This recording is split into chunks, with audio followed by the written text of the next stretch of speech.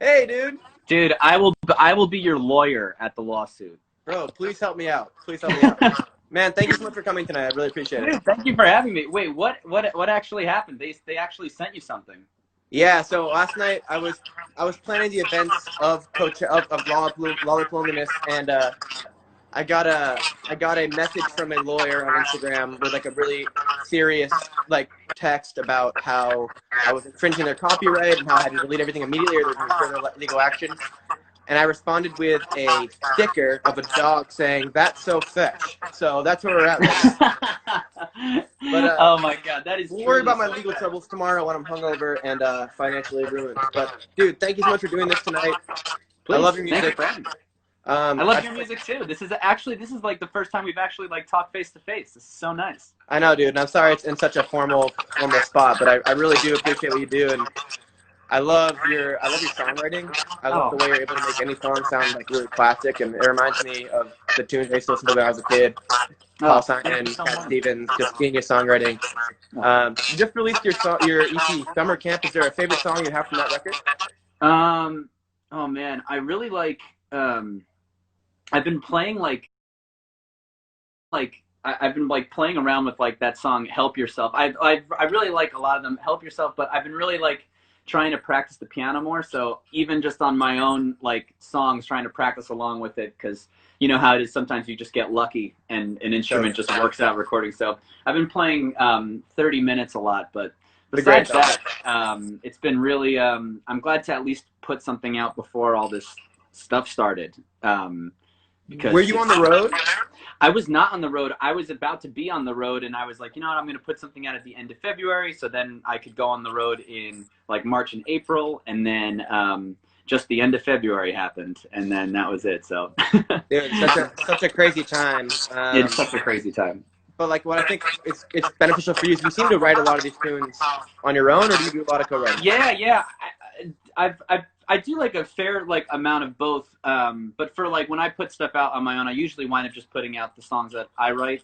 But I'm lucky enough to work with like really great people. So I've been trying to do like more like FaceTime sessions, but Nice. it's really there's like ups and downs. Like the good part is that like I can eat my peanut butter pretzels whenever I want, you know, There and I you never go. have to worry about bringing them.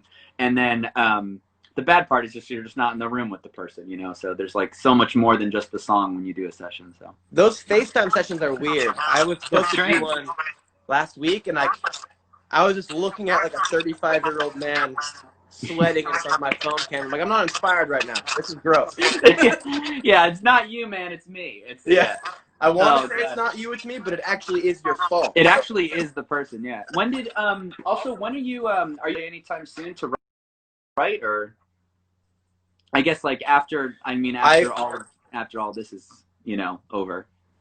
Yeah, so I mean, I spent a lot of time in LA. I was going to be out there finishing up an EP, but obviously all this stuff Mhm. happened. So I'll be out there soon, and dude, we got to rip. We got to write some Please songs. hang. Let's hang, dude. I'm so down. I'm so down. One more quick question before you play a song, if you're cool with that. Yeah, absolutely.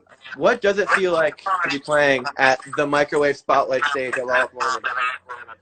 Honestly, I start my morning every day with a microwave. I am a huge fan of the microwave, but I also am a huge fan of Trader Joe's broccoli cheddar quiche, which Ooh, I already memorized it. It's 3 minutes in the microwave at 100% power, and then a minute 15 on 50% power. And I all right, cannot well, tell you how many good mornings have started off with the microwave. got you, buddy. 3 minutes here. All right, dude. If you don't mind playing us a song, and also, dude, if you don't mind, I gotta turn my volume down because it's feedback, but go ahead and All play the good. song. Okay, cool. Yeah, I'll play a song. I'll play a song called "I Don't Want to See You Crying Anymore." Awesome. Cool.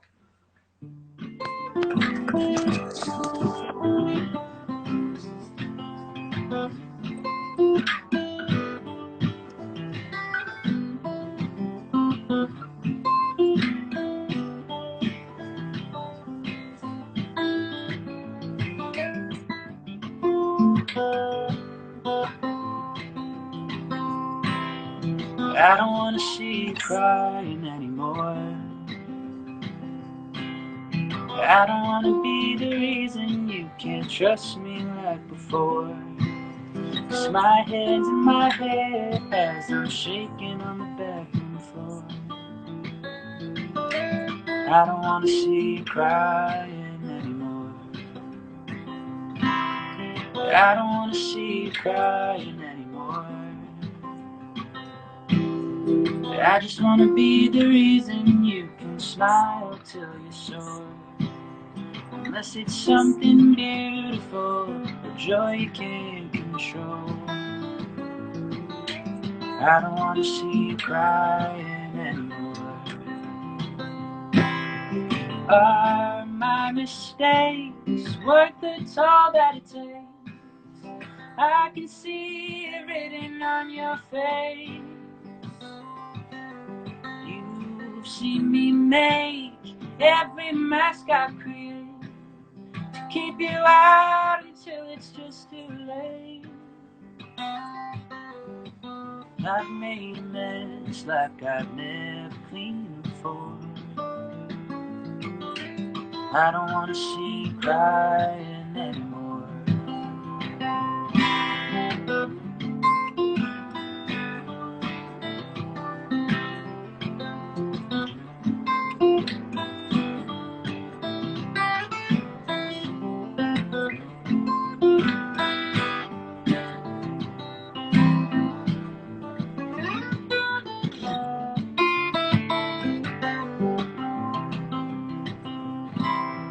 I don't want to see you crying anymore.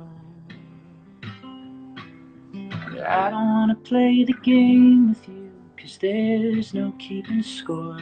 And if you don't think you'll win with me, chalk it up as a loss. And I don't want to see you crying anymore. Are my mistakes worth the toll that it takes? I can see it written on your face. You've seen me make every mask I create to keep you out until it's just too late. Oh, I've made a mess like I've never cleaned before.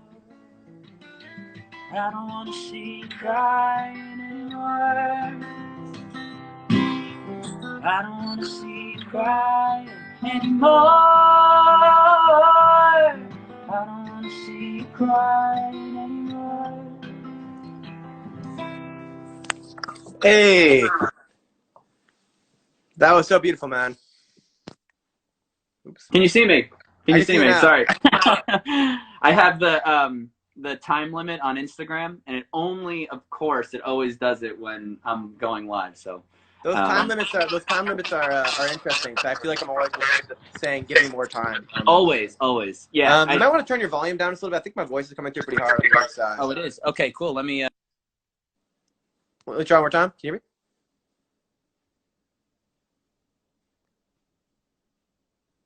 Waiting on Adam.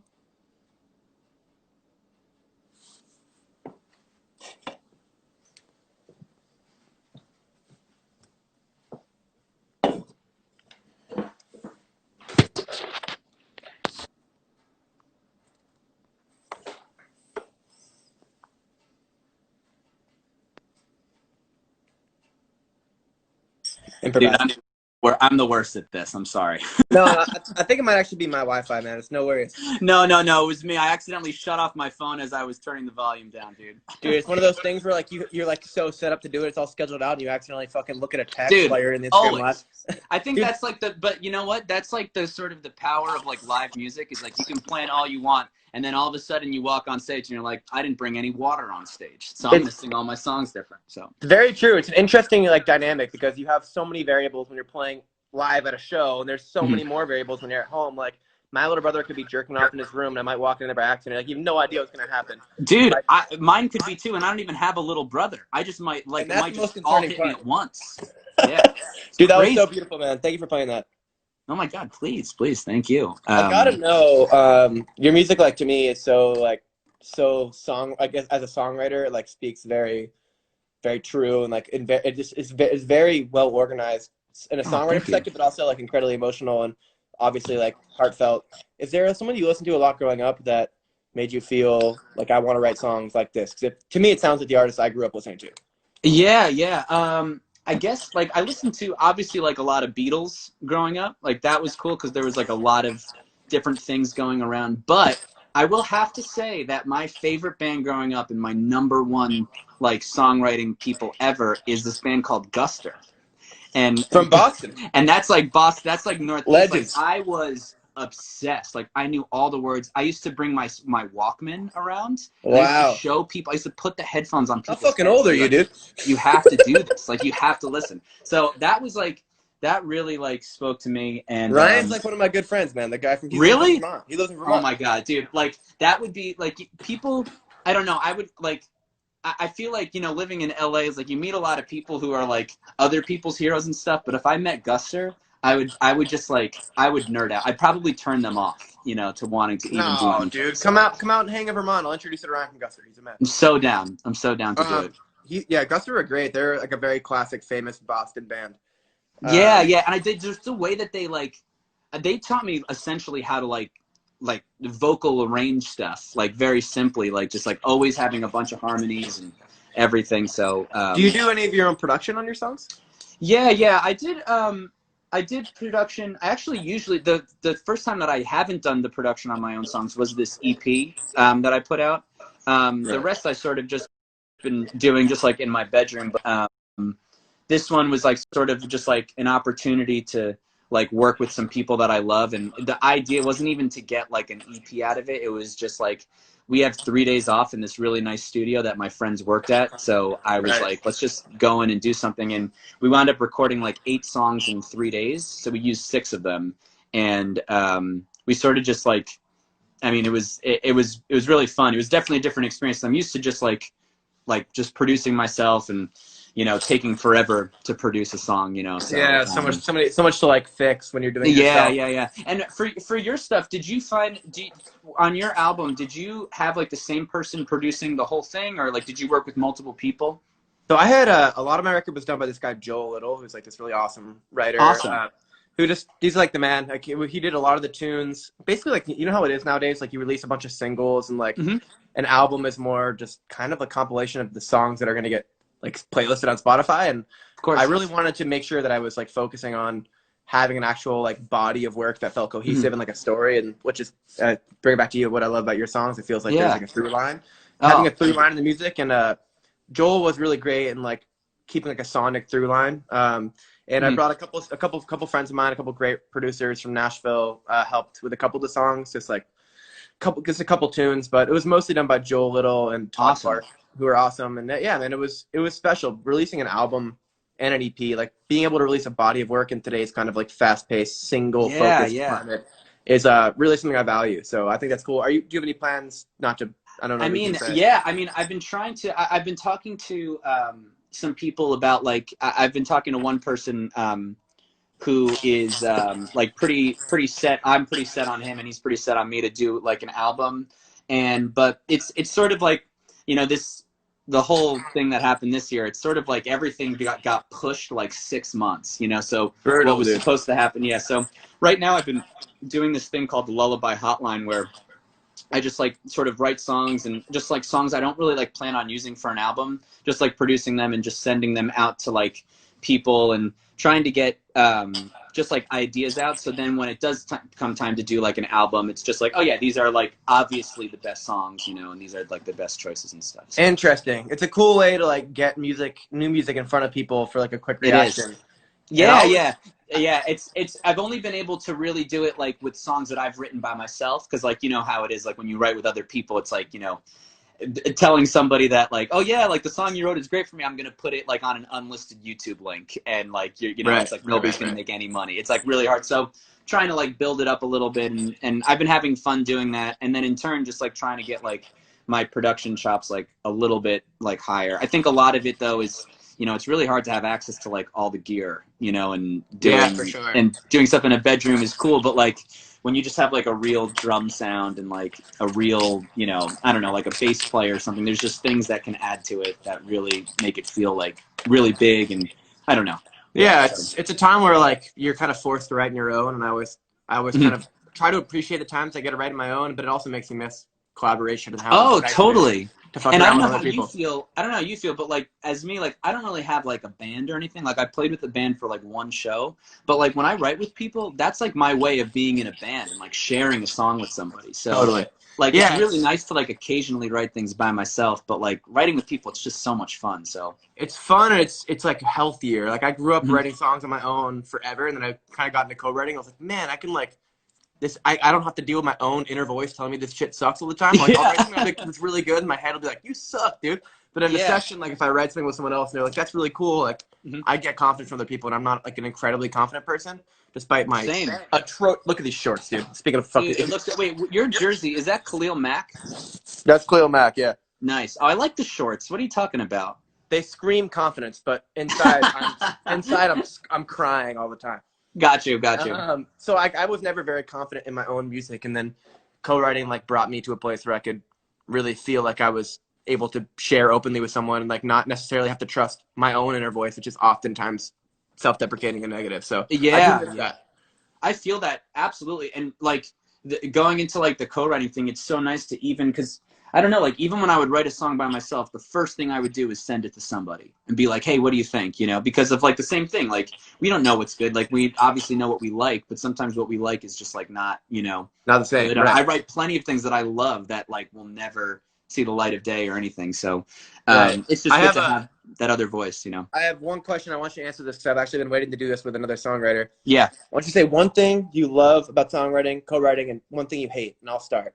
Okay. I fucking hate when you get there and it has to be like 45 minutes of catching up and talking about traffic and like drinking a coffee, then ordering fucking sweet grains and talking about how you're trying to be on a diet, and then finally getting into the song at like 3 p.m. Yeah. That's what I hate.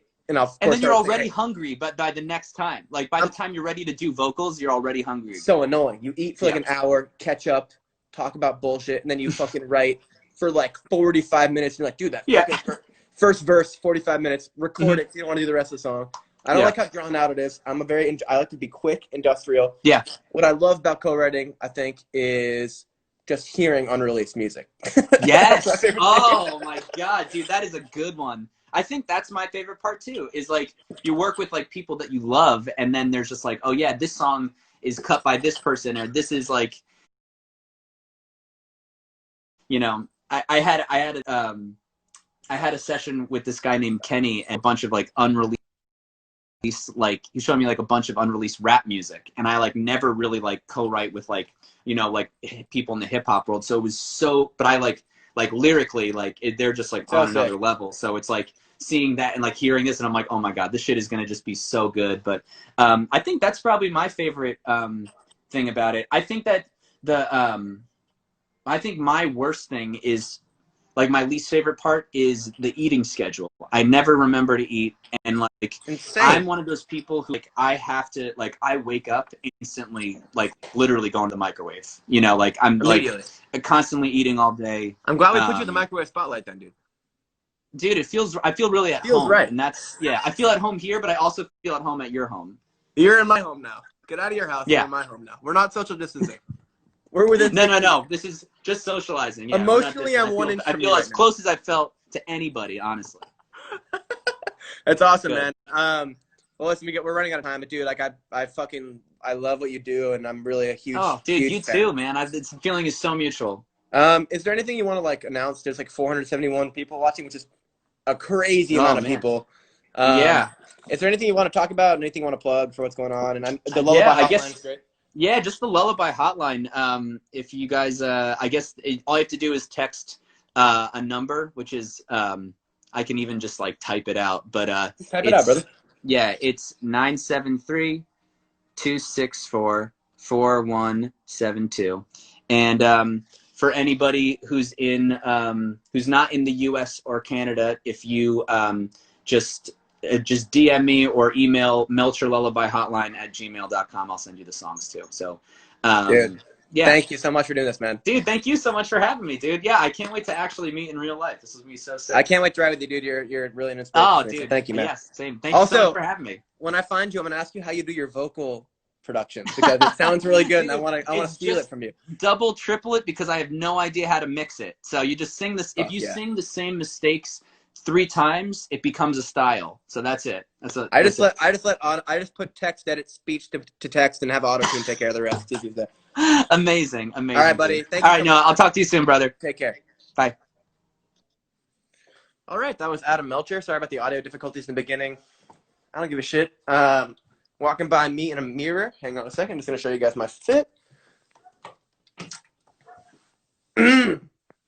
Damn. I objectively look really good. Like, I'm so hyped in myself. Okay. All right. At 7:30, coming up next, we have an artist called 645 AR. And I want to tell you guys a little bit about this guy's music because it's very unique. It's very new.